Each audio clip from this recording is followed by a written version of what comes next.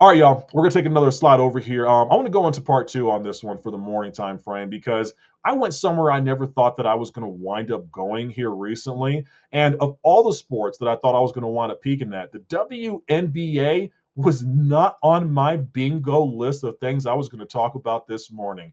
But it was all over X this morning. I had to peek at it. I had to pull it up here for you all because the hilarity that has come out of this situation cannot be understated. I want you all to take a look here. We're going to start it off with a young woman named Dejanay Carrington. Now, she currently plays for, ironically enough, Chicago. Chicago's not doing well today. Playing for the Chicago Sky. Yes, that's a real sports team, by the way. And she's a guard. She's a forward. She's kind of tall for at least the lady. Young lady, 28 years old. Been in the league for quite a few years. I guess she started with the Dallas Wings, Minnesota Lynx. These are all real sports teams, by the way. But she has been highlighted in the news recently for not just what she did to a white player on a different team, but her response to it. I want you all to take a look at this one. The only question I have for this is, do you believe that this is a flagrant foul? Once again, hit the like button if you all do not mind, and tell me what you think. Down trying to prevent the layup, but that is just a hard hit. That's definitely going to be upgraded, I think, to a flagrant too, Ryan. I think that is going to be a flagrant too. There is wind up, there is follow through, there's potential for injury. Without Sophie question. Cunningham in a vulnerable position in the air. Oh, wow. Yeah, I mean, there's no question why Sophie. All right, so look, in case y'all couldn't see it on the screen, Miss Dejanay had a tweet she put up there, and she said it was white privilege, that this was considered a flagrant foul. I was unaware that the WNBA was so desperate for viewers that they were including boxing as a portion of the game. The way that this woman came down and hit her, you don't get away with stuff like that even in some street ball games. You understand? Keep watching the video here. Apparently, Dejanay is known for this type of behavior. A little bit of a collaboration here of all the different. I keep saying collaboration. Words are hard. A little bit of I'm sure collaboration of videos here of just some of her other incidences that she has had on the court. Keep looking.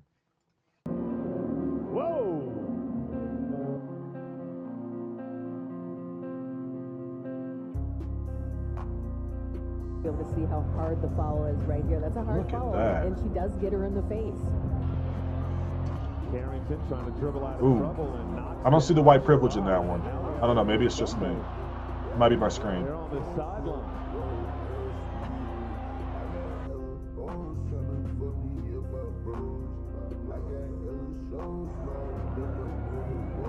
There was a little wind up there, and there was some follow through.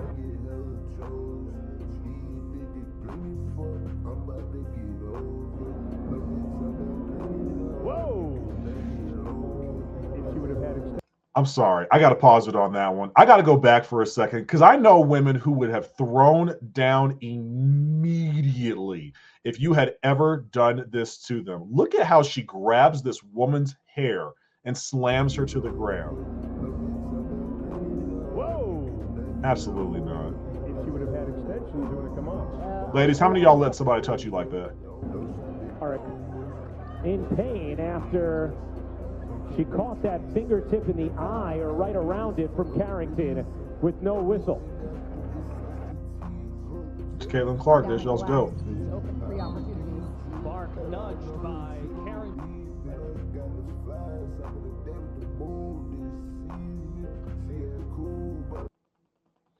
All right, outside of the absolutely awful music that we had to be endured to that entire time, that was wild to watch. It truthfully was.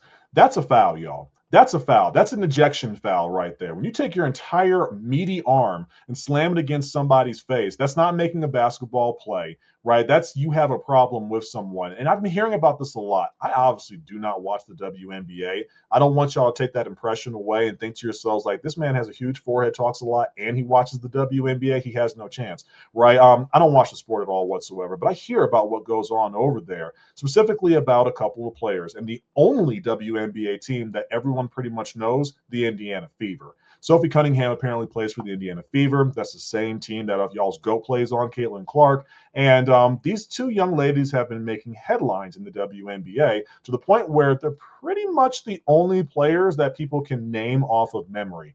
Every once in a while, you have a cartoon character called Angel Reese that will pop up, but not in real serious conversations. See, Caitlin Clark truthfully is the GOAT, and Sophie Cunningham has been doing her absolute best to kind of help her, considering she gets attacked pretty heavily in the WNBA. It's completely ignored, by the way, why Caitlin Clark constantly gets bullied by some of the darker players. No one wants to ask that question. But these ladies have continued to make headlines. Here's the problem. When this happened that same night, the Fever coach, right, the Indiana Fever's coach, Stephanie White, actually defended Dejanay Carrington's assault on Sophie Cunningham. I want you all to take a look at the way this coach does not support her team. And then I want you to look at specifically Caitlin Clark's reaction right next to her as she hears her coach defending the absolute mortal combat that was started on that court. Take a look.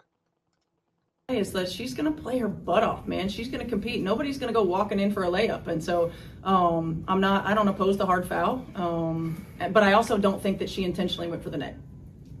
Look at that. Look at that one more time. Look at that while she's talking. Look at Caitlin Clark here. This woman gets absolutely beat up for 10 rounds every single time she goes on the court. To see your coach be like, nah, it's all right. It's fine. It happens, right? We're just playing the game. You're right. The kids out there are having a good time.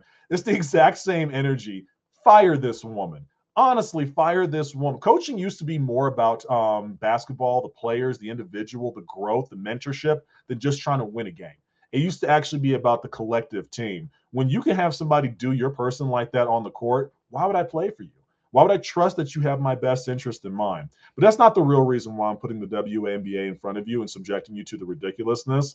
It's because the WNBA gives you the best headlines. It gives you the best stories, the most entertaining things. If you ever want to just laugh on the inside, go on to X, type in WNBA, get yourself a bucket of popcorn and have the time of your life.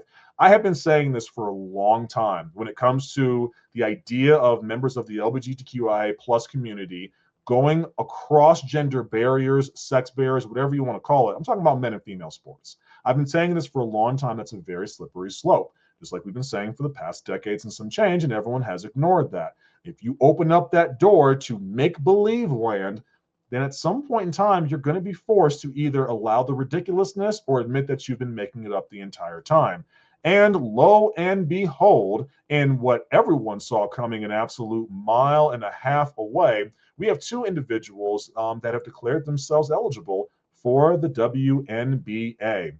Former NBA first-round pick Royce White says that he's declaring himself for the 2027 WNBA draft, claiming he now identifies as transgender for the purpose of playing professional basketball.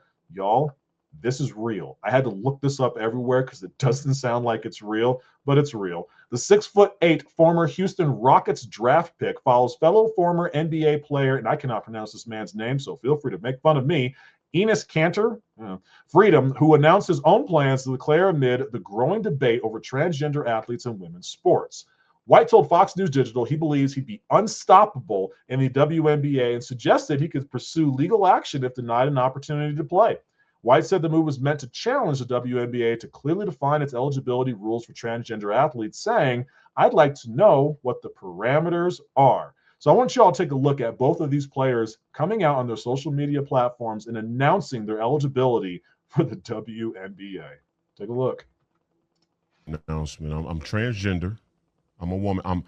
I identify as sometimes identifying as a woman for purposes of basketball, professional basketball. So I'll be declaring for the WNBA draft in 2027 as well. I mean, I think I'd be unstoppable, but I'm a team first guy. I'm a pass first kind of player. I do the little things. I led my team in all 5 major stat categories at Iowa State University. So I do a little bit of everything. I'll do whatever the coach needs me to do. I'll do whatever the girls need me to do. I think the WNBA could come out and make a definitive statement about guys with a pair of balls playing in the women's association. But hey, that'd be probably too much like right. So, and I don't want to be discriminated against. No, I want fair treatment. I'm a young black, hopefully United States senator. That would like a fair chance to participate as a sometimes identifying as a transgender woman athlete.